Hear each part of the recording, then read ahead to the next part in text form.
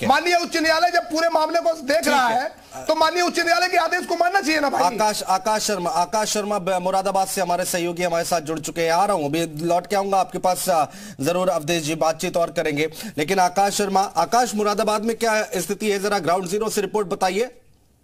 जी बिल्कुल, देखिए हम आपको बता दें कि जिस तरह से कि बिजली विभाग के कर्मचारियों ने अपनी हड़ताल करी है, उच्च न्यायालय के जो आदेश आया था उसके बाद में भी हड़ताल जारी है। और धरातल की बात करें तो धरातल पर इसका पूरा असर देखने को मिल रहा है।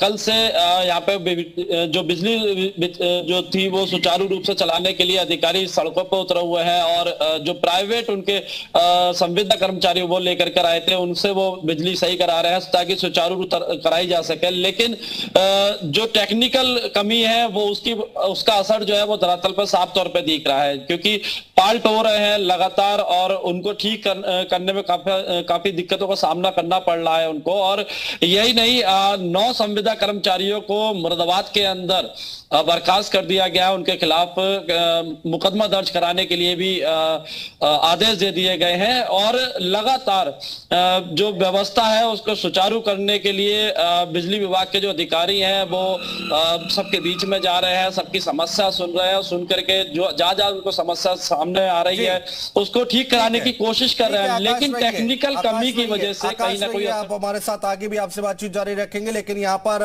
जो कर्मचारी हड़ताल पर है उनकी मांगे क्या है, जरा उस पर भी नजर डाल लेते हैं। वो भी बहुत महत्वपूर्ण है जानना, और आप बताना कि आखिर हड़तालियों की मांग क्या है।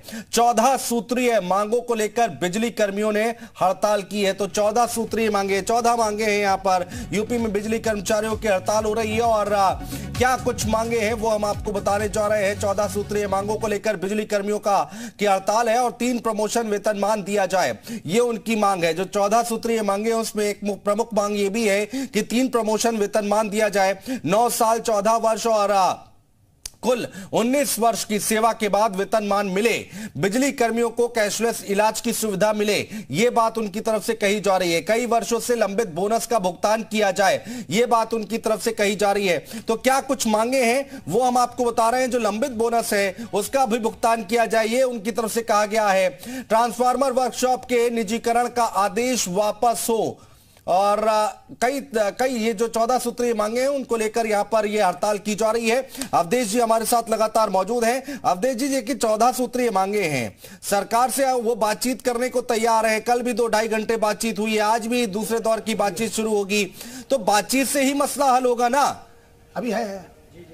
अवधेश जी आवाज आ रही है? देखिए एक चीज आपको मैं बताना चाहता हूं, जो 14, हाँ बिल्कुल आवाज आ रही है। देखिए जो 14 सूत्रीय मांगे हैं, हाँ। उसमें जो मांग इनकी पूरी होने लायक है उस पर बार बार ये बात हो रही है कि सरकार वार्ता करके उसको मांग पूरी करने के लिए तैयार है। अब आप सुनिए, इनकी एक मांग उसमें यह भी है कि भाई पुरानी पेंशन बहाल की जाए।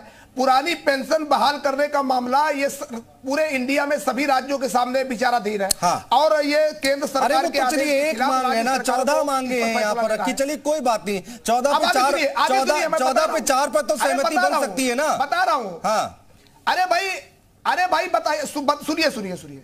जो और मांगे मानी जाने लायक है उस पर उत्तर प्रदेश सरकार ने कहा हम कमेटी बनाकर इसको एग्जामिन करा लेते हैं। हाँ। ये कह रहे हैं कि कमेटी नहीं बनेगी। अब आप ये बताइए, दूसरी मांग की मैं बता रहा हूं, आप 220 केवी सब स्टेशनों के निर्माण पर, उस पर जब कानून बनने लगा इनको अपनी बात रखना था, नहीं गए। केवल मैं उपभोक्ता परिषद अध्यक्ष के नाते गए और कानून बनवा दिया, और 220 केवी के ऊपर ट्रांसमिशन ही बनाएगा। 800 केवी का कब परसों सुनवाई थी नियामक आयोग में, एक भी इनका कर्मचारी नहीं गया कानून के दायरे में रहकर अपनी बात रखने के लिए।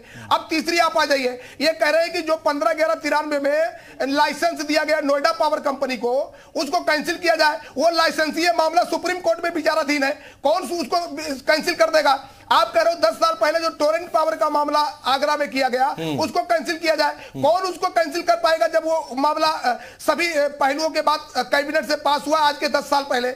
इसके बाद आप कह रहे हैं कि जो प्रदेश के जो इनका बिजली विभाग है उसके में धारा 32 के तहत सिलेक्शन प्रोसेस अडॉप्ट किया जाए। इनको शायद ये नहीं पता है कि उसी धारा 33 तो अवधेश जी यही तो हम कह रहे हैं कि इसका हल क्या है। अगर किसी आप अपने तर्क जरूर दे रहे हैं, ठीक है, यहाँ पर जो कर्मचारी है वो अपने तर्क दे रहे हैं वो भी ठीक है, लेकिन अब इसका बीच का रास्ता निकालना पड़ेगा ना। पिस तो आम जनता रही है ना।